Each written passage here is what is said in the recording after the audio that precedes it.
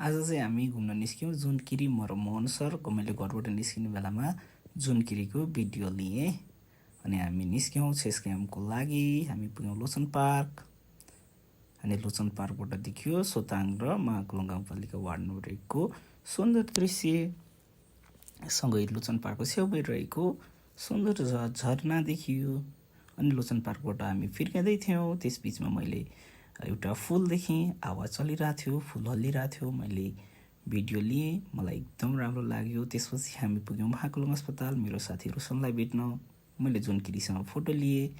त्यसपछि सोताङ गाउँपालिका ward number 4 मा रहेको निर्माणाधीन हाइड्रो पावरलाई हामीले निहाल्यौँ। हाइड्रो पावरको काम, भवन निर्माणका कामहरू भइराखेका थिए अनि अरू काम पनि, कन्स्ट्रक्सनका कामहरू पनि एकदमै तीव्र गतिमा भइराखेका थिए।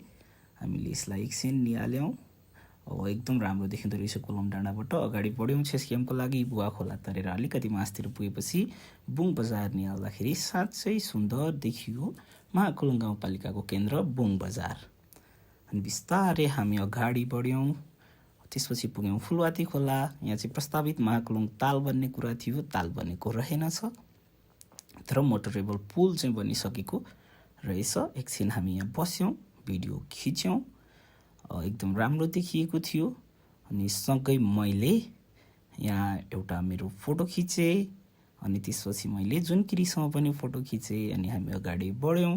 अगाडि बढ्दै जाँदा छेस्क्याम पुग्नुभन्दा अगाडि नै मलाई ठाउँको नाम थाहा भएन, तर एकदम राम्रो दृश्य यहाँबाट चाहिँ देखिँदो रहेछ। अनि मैले त्यसलाई चाहिँ क्यामेरामा कैद गर्न खोजेँ। एकदम राम्रो देखाएको थियो। यो चाहिँ हाम्रो राष्ट्रिय फुटबल खेलाडी प्रीति राईको गाउँ पनि रहेछ। एकदम राम्रो देखाएको थियो। अनि मौसम खुलेको थियो, यस्तो राम्रो देखाएको थियो। अनि सँगै गुदेलको टावर पनि देखियो। मौसम खुल्दाखेरि एकदम राम्रो देखिँदो रहेछ। कुहिरो चाहिँ अलिअलि राखेको थियो। त्यसपछि हामी पुग्यौँ छेस्काम माध्यमिक विद्यालय, सोलुखुम्बु जिल्लाको उत्कृष्ट मध्येको एउटा विद्यालय, एकदम स्वच्छ शान्त वातावरणमा।